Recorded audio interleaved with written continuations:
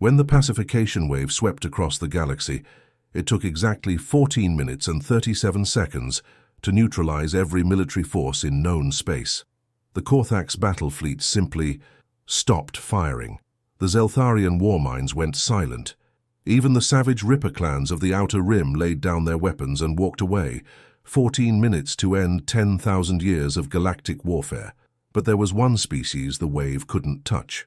One species that kept fighting when every logical mind in the universe had surrendered. Us. The galaxy thought we were broken, defective, the only beings immune to perfect peace. They were right. And that's exactly why we saved them all. 7 years after humanity joined the Galactic Council, and we still didn't fit in, the galaxy had achieved something every civilization dreams of: perfect peace. Not through diplomacy or treaties, but through evolution. Every major species had developed beyond the need for violence. The architects existed as pure thought, having transcended physical conflict 2 million years ago. The Zeltharian collective shared consciousness. How do you fight yourself? The Korthax Empire had mastered time. They simply prevented conflicts before they started. Even the most primitive species had some form of natural pacification mechanism. The galaxy was a garden of enlightened beings, each species having found their path beyond violence. And then there was humanity. We still had armies, still built weapons, still trained for wars that the rest of the galaxy insisted would never come. Our neural patterns showed constant low-level aggression, territorial instincts, and something the galactic psychologists couldn't categorize: the urge to fight even when fighting made no logical sense. Dr. Zethkar, the Council's leading xenopsychologist, published papers about us titled "The Violent Anomaly" and "Why Humans Cannot Evolve." We were the galaxy's psychological curiosity, the species that refused to grow up. Ambassador Chen sat through countless sessions where other species suggested therapeutic interventions to fix our destructive impulses. They meant well. They wanted to help us become civilized. We smiled, nodded, and kept building warships. The first detection came from the Deep Space Monitoring Array at Kepler Station, a signal from beyond the galactic rim, structured, intelligent, and utterly alien. Not alien like the 847 species in the Council. This was something else, something that predated known civilization. The message was simple: we return, resistance is obsolete, surrender is optimal. The Council's reaction was academic. After 3 days of analysis, the Architect Collective concluded that this was likely a probe from an isolated civilization that hadn't yet evolved beyond aggressive tendencies. A diplomatic mission was prepared. The finest minds in galactic psychology, xenobiology, and cultural integration would help these newcomers evolve.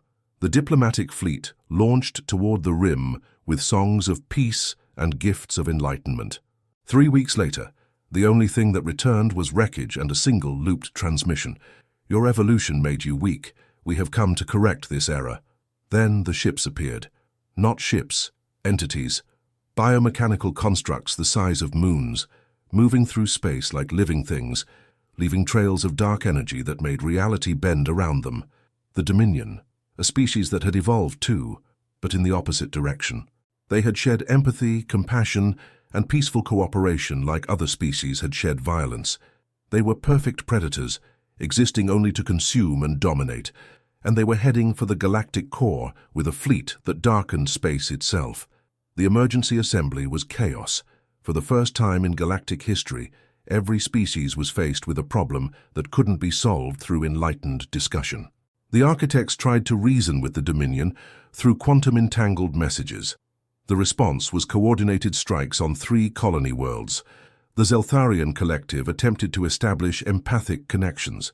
The Dominion used those connections to map Zeltharian neural networks, then broadcast pain frequencies that crippled their entire civilization. The Korthax Empire activated their temporal shields, existing in safe timeline branches. The Dominion somehow followed them into those alternate timelines and began systematically destroying their past. Species after species tried their evolved, enlightened approaches. Each attempt only made the Dominion stronger, more adaptive, more ruthless. Within 2 months, the outer colonies were gone. Within 4 months, the Dominion had established forward operating bases in 17 sectors. The galaxy's greatest minds gathered in crisis session after crisis session, their perfect peace evolution rendering them helpless against an enemy that had evolved for nothing but war. High Counselor Vithara of the Architects spoke for all of them. We have transcended violence so completely that we have forgotten how to resist it. Our evolution has become our extinction. That's when all eyes turned to the only species that hadn't evolved. The only beings in the galaxy still carrying the ancient burden of aggression, territoriality, and the will to fight. Ambassador Chen looked around the chamber at beings who could manipulate matter with thought, bend time, and exist as pure energy. All of them staring at her with something they'd never felt before. Hope. You want us to fight them, she said. It wasn't a question. You are the only ones who still remember how, Vithara replied. Chen smiled, the kind of smile that had once made her ancestors the apex predators of an entire planet. Then you'd better get out of our way. What happened next shocked the galaxy more than the Dominion invasion itself. Humanity didn't just mobilize, we transformed. Every human colony, every orbital station, every civilian transport suddenly revealed its true nature.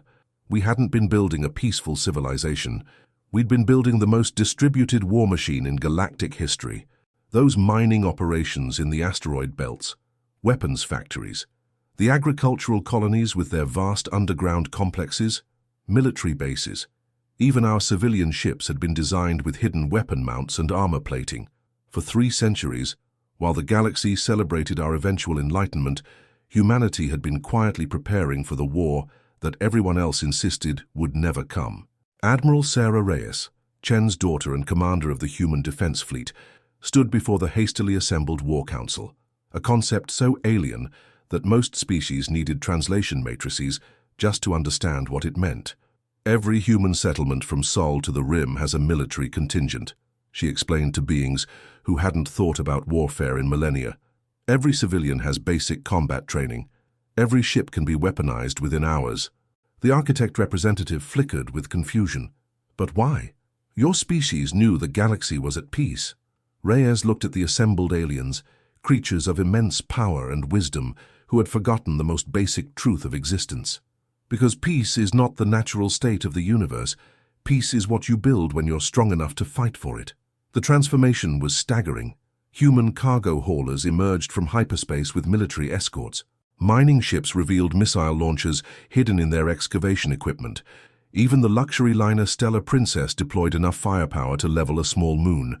But it wasn't just about weapons. It was about something the galaxy had forgotten: the warrior's mind. Humans understood tactics, strategy, logistics.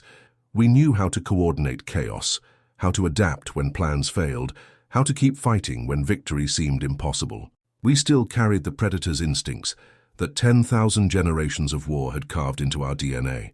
The galaxy watched in fascination and horror as humanity revealed what we'd really been doing for 3 centuries, getting ready for this exact moment. The Dominion hit the Proxima defense line expecting another easy conquest. They'd faced 43 species already, each more evolved and powerful than humanity. Each had fallen within days. What they found instead was something they hadn't encountered in their 1,000-year expansion across dead galaxies: someone who hit back. The first Dominion bioship to enter human space was the size of Manhattan, its living hull bristling with weapons that could crack planets. It moved with the confidence of a predator that had never met meaningful resistance. It lasted exactly 7 minutes against the Proxima defense grid. The human response wasn't elegant or evolved.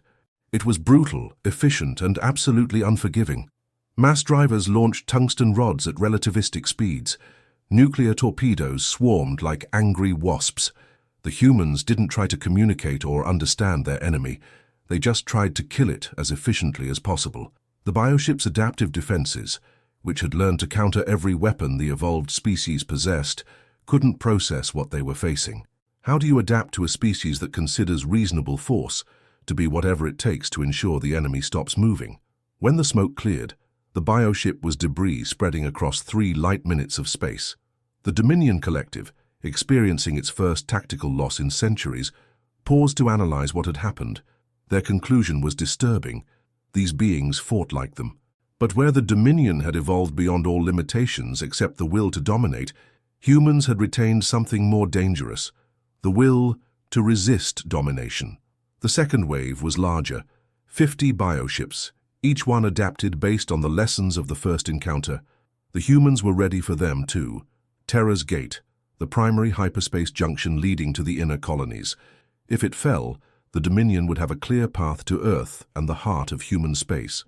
Admiral Reyes positioned her fleet in a defensive sphere around the junction, 200 human warships against a Dominion force that had already consumed half the galaxy. The math was simple.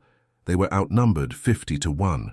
The humans attacked anyway. What followed was 3 days of the most vicious fighting the galaxy had ever witnessed.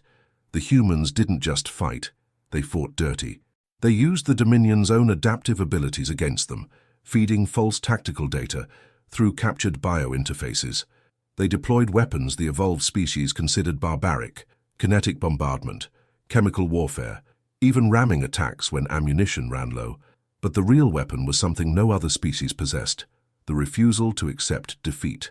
When the UES Defiant lost weapons and engines, Captain Torres didn't retreat. He ordered the ship's fusion core overloaded and rammed the largest Dominion bioship. The explosion took out 6 enemy vessels and created a debris field that disrupted their formation. When the fighter squadrons ran out of missiles, they began ramming runs on Dominion command nodes. Pilots who had trained for decades in simulated combat chose death over surrender, each one taking enemy systems with them. The Dominion had never faced anything like it. Their evolutionary perfection was based on efficient conquest, minimum resource expenditure for maximum territorial gain. But humans treated resource expenditure like it was irrelevant compared to tactical objectives. By the third day, the Dominion force was larger than when the battle started. Their bioships had been adapting, growing, learning from each encounter, but they had also suffered something unprecedented in their expansion: delay. For the first time in their species' history, they had met resistance they couldn't immediately overcome. The human fleet was down to 37 functional ships. Ammunition was nearly exhausted. Casualties were approaching 70%. That's when the rest of the galaxy arrived. They came not as enlightened beings bringing peace, but as students coming to learn war. The Zeltharian collective had spent weeks trying to understand human tactical thinking. The Korthax Empire had analyzed temporal combat patterns from humanity's violent history. Even the architects had begun modifying their reality manipulation abilities for combat applications. They weren't trying to evolve beyond violence anymore. They were trying to remember how to use it. The combined fleet that dropped out of hyperspace was the largest military force in galactic history. But it wasn't the size that mattered. It was the intent. For the first time in millennia, the enlightened species of the galaxy had come to fight. The battle that followed lasted 6 hours and changed the course of the war. The Dominion bioships, adapted to counter-human tactics, suddenly faced Zeltharian energy weapons, guided by human targeting systems. Korthax temporal manipulation used for human-designed hit-and-run attacks. Architect reality shifting, creating the devastating ambush scenarios that human military doctrine had perfected. The galaxy's evolved abilities, channeled through humanity's warrior instincts, became something the Dominion couldn't adapt to fast enough. But the moment that truly turned the tide came when Admiral Reyes made contact with the Dominion collective itself. "You came to correct our evolution," she transmitted across all frequencies. "You said we were weak because we chose peace." The Dominion response was cold, mechanical. "Peace is the luxury of the defeated. We bring the strong truth of conquest." Reyes smiled, that same predator's smile that had once made humans the apex species of Earth. "You're wrong about both of us. We didn't choose peace because we were weak. We chose it because we were strong enough to enforce it, and now you're going to learn the difference." The Dominion's next wave never came. Instead, their massive fleet began withdrawing toward the galactic rim, broadcasting a message that stunned every species in known space. Tactical analysis complete. Target species shows impossible evolutionary paradox. Recommend strategic withdrawal pending further study. For the first time in their expansion across multiple galaxies, the Dominion had encountered something they couldn't conquer. A species that had evolved the capacity for both peace and war and could switch between them at will. In the aftermath, as the combined galactic fleet secured the battle zone, High Counselor Vithara approached Admiral Reyes with something approaching awe. "We understand now," the architect said. "We thought evolution meant abandoning our capacity for violence. But you kept it as a tool. You chose when to fight and when to make peace." Reyes nodded, looking out at the debris field where two different evolutionary paths had met in battle. "That's what evolution really means," she said. "Not becoming something new, becoming something that can choose what it needs to be." The galaxy learned something that day that would reshape their understanding of civilization itself. True evolution isn't about transcending your nature. It's about mastering it. The enlightened species began to understand that their peaceful evolution was only possible because somewhere in the galaxy there was a species still willing and able to fight for that peace. They had become shepherds, forgetting that someone still needed to guard the sheep. 3 months later, the Galactic Council reconvened, but the chamber looked different now. Alongside the energy beings and crystal entities sat human military advisors.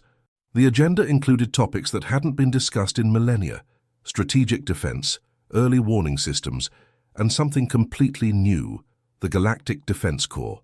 Every species would contribute according to their abilities.